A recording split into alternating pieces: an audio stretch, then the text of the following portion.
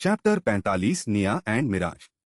निया को लग रहा था कि मिराज उसे डांटेगा और यह बात मिराज उसकी शक्ल देख के समझ गया था, तो उसने बड़े प्यार से निया से पूछा, हुआ क्या था? क्या उसने किसी और बात का गुस्सा तुम पर उतारा? मिराज का सवाल सुन के निया को अच्छा भी लगा और थोड़ी हैरान भी हो गई, तो उसने बिना कुछ बोले हाँ में सर हिला दिया।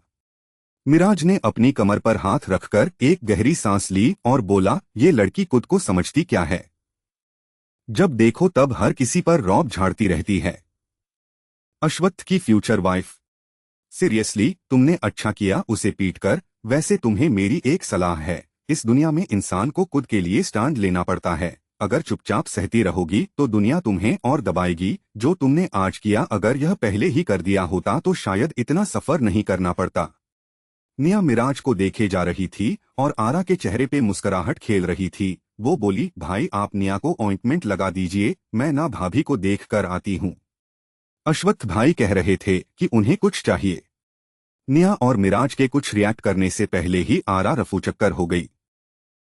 अब सिचुएशन ऑकवर्ड हो गई थी। निया ऑइंटमेंट लगाने की कोशिश करने लगी। मिराज बोला, दिखाओ मैं हेल्प करता हूँ। निया एकदम से हड़बड़ा गई और उसके हाथ से ऑइंटमेंट नीचे गिर गया। जब वो उसे उठाने के लिए नीचे झुकी तो उसी वक्त मिराज भी झुक गया। दोनों के हाथ एक दूसरे से टच हुए। वो दोनों एक दूसरे को देखने लगे और फिर निया ने एकदम से अपना हाथ पीछे कर लिया। मिराज ने निया को देखा जिसकी नजरें झुक गई थी। मिराज के चेहरे पर एक हल्की सी मुस्कुराहट आ गई और वो ऑइंटमेंट उठाकर निया के सामने कॉफी टेबल पर बैठ गया और उसे देखने लगा। निया एम्बेरस होते हुए बोली, इट्स ओके मैं कर लूंगी एमआर मल्लिक। मिराज ने एक पल के लिए निया को नजर भर के देखा और बोला, कभी कभी दूसरों की हेल्प भी ले लेनी चाहिए। निया ये बात सुन के कुछ नहीं बोली। शायद उसकी खामोशी उसकी हाँ थी। मिराज उसके करीब गया और निया के गालों पर ऑइंटमेंट लगाने लगा। निया के चेहरे पर लगे निशान देख के उसे चार्वी पर बहुत गुस्सा आ रहा था। जख्म निया के थे पर दर्द उसे हो रहा था और जब मिराज की उंगलियां निया के गालों को छू रही थी तो निया को गूज़बम्प्स आ रहे थे।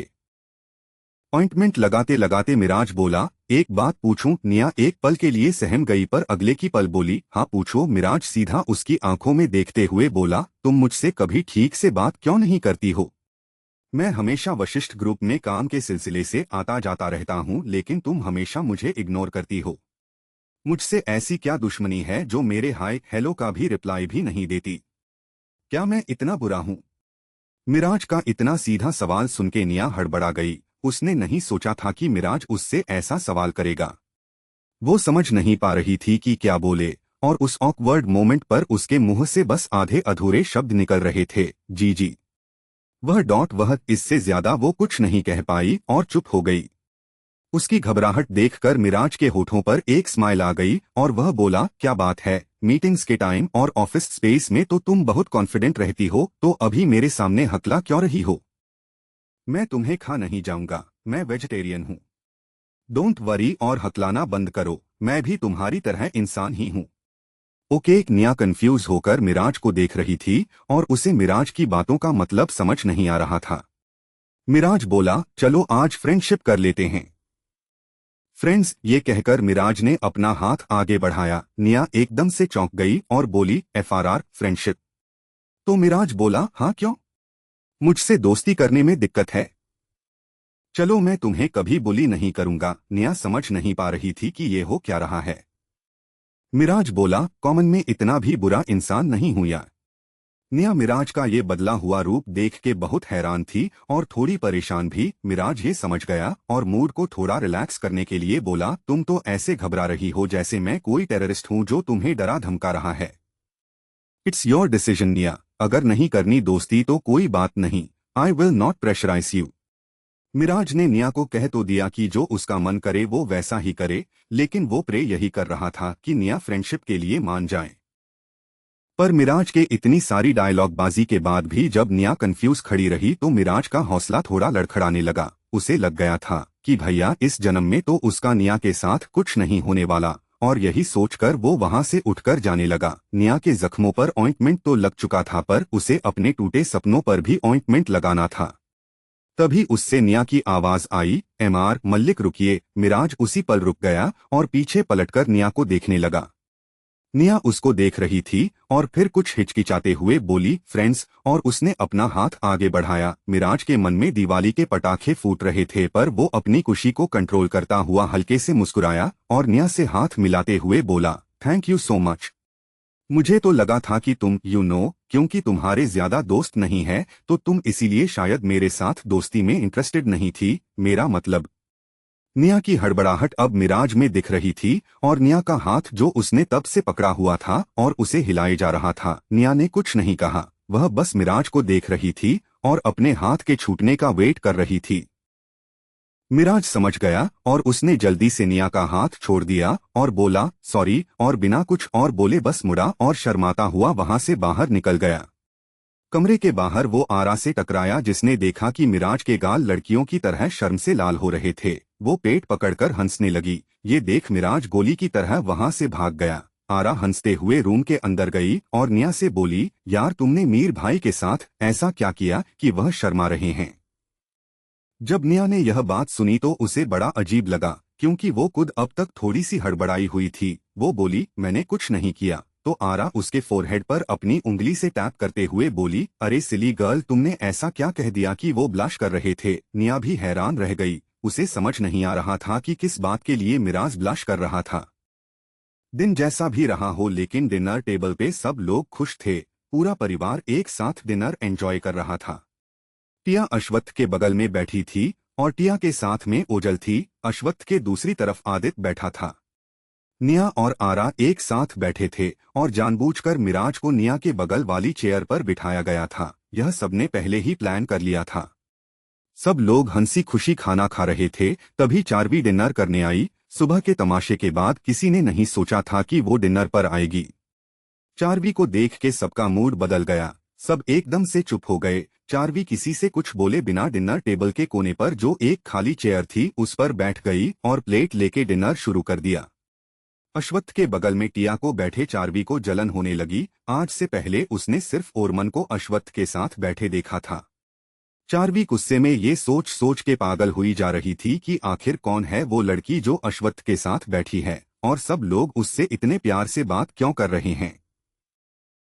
उसने सोचा अश्वत्थ के किसी रिश्तेदार की बेटी होगी। अश्वत्थ के दादाजी के सालों से कई परिवारों के साथ बहुत अच्छे रिलेशंस हैं। इन्हीं परिवारों ने अश्वत्थ का उसके बुरे समय में बिजनेस में बहुत साथ दिया था, तो शायद उसी किसी परिवार से होगी। जहां चारवी जलन से मरी जा रही थी, वहीं निया आज पहली बार खुल के हंस रही थी, सबसे बातें कर रही थी। निया को देख के चारवी मन में बोली, जितना हंसना है हंस ले, जितना उड़ना है उड़ ले, क्योंकि इसके बाद जो तेरे साथ होगा वो तू सोच भी नहीं सकती। मुझे थप्पड़ मारे थे ना, मुझ पे हाथ उठाया था ना, अब देख घर छोड़ के तो तू तब जाएगी जब अपने कमरे से बाहर निकल पाएगी। डिनर टेबल पे किसी ने ना चारवी से बात करी ना उस पे कोई ध्यान दिया। डिनर के बाद जिन्हें नींद आ रही थी वो सोने चले गए और बाकी लोग गेम्स खेलने लगे। निया रात का नजारा देखने के लिए टेरेस पर चली गई। वो आज बहुत खुश थी। बहुत सालों बाद उसके चेहरे पर खुशी थी। दिल में एक अलग सा सुकून था।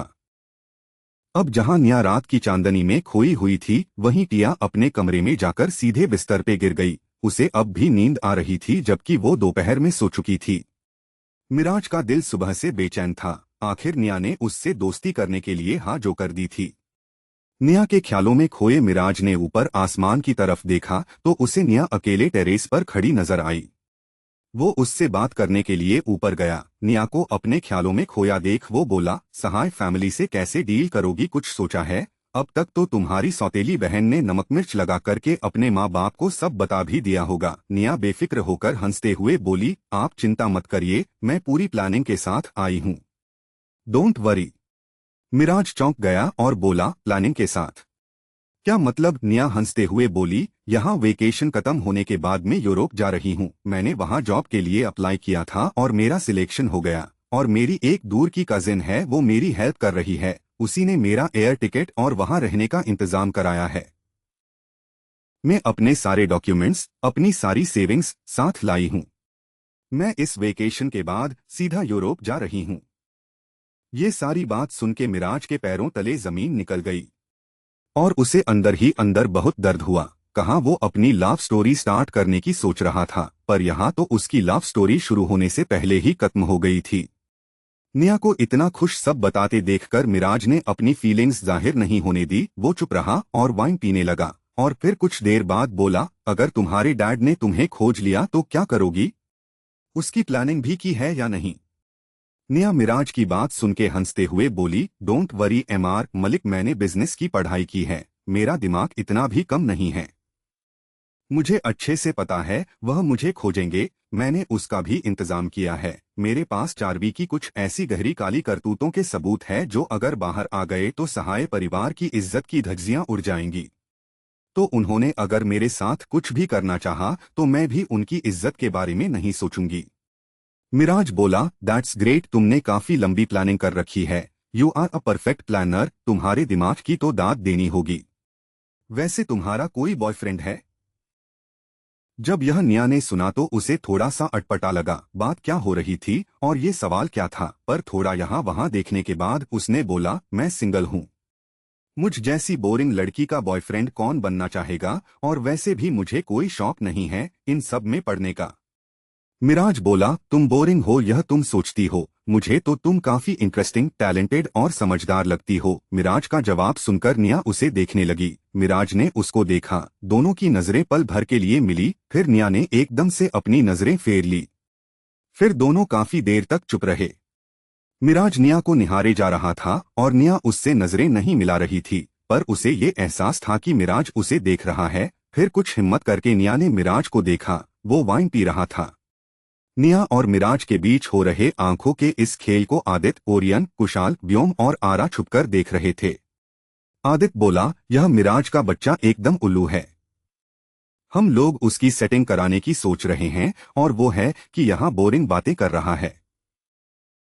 ओरियन बोला, यू आर राइट, इसका कुछ नहीं हो सकता, हमें ही इन दोनों की सेटिंग करानी होगी, अब हम लोगों को ही क्यूपिड बनना पड़ेगा। आदित्य बोला, पहले मुझे लगता था कि मेरा भाई ही बस एक अनरोमांटिक गधा है, पर आज पता चला कि यह बेवकूफ भी मेरे भाई जैसा है। बाकी के सिंगल साथी सुन लो, कोई भी इनके जैसी हरकतें नहीं करेगा, समझे? मैं हर किसी का क्यूपिड नहीं बन सकता। मेरे छोटे कंधे इतने सिंगल लोगों का बोझ नहीं उठा सकते, सो साथीगण ध्यान दें और कृपया करके हैंडसम आदित्य आर्यन के कंधों का बोझ न बढ़ाए, थैंक यू। आदित्य की विशेष घोषणा सुनकर सब उसे जाने वाली नजरों से देखने लगे, तो उसने अपने सफेद दांत अच्छे से दिखा दिए। ओरियन बोला, तुमसे संपर्क साधने की जरूरत नहीं पड़ेगी, हम इतने भी बेकैरत नहीं हैं। जहां ये सब अपनी बातों में लगे हुए थे, शिप के डेक के दूसरी तरफ से विक्टर वाइन पीते पीते आया। विक्टर इन सब से अलग दिखता था, वो बहुत हैंडसम, डैशिंग और गुड लुकिंग था। उसके कानों में स्टड्स थे, कंधे तक आ रहे सफेद बाल जिन्हें उसने एक पोनी टेल में बांधा हुआ था, गले में काले रंग का चोकर, साथ में black V neck T shirt, उसके ऊपर ब्लैक ब्लेजर और दोनों हाथों में रिंग्स। विक्टर की दोनों आंखों के कलर भी अलग अलग था। उसे देखकर जो सब जाके छुप गए। आखिर सब विक्टर से छुप क्यों रहे थे? क्या चार्वी छीन लेगी निया से उसकी खुशियां, या फिर निया अपनी जिंदगी अपनी शर्तों पे जी पाएगी? क्या मिराज और निया एक होंगे, और क्या होगा जब चार्वी को पता लगेगा कि टिया अश्वत्थ की पत्नी है?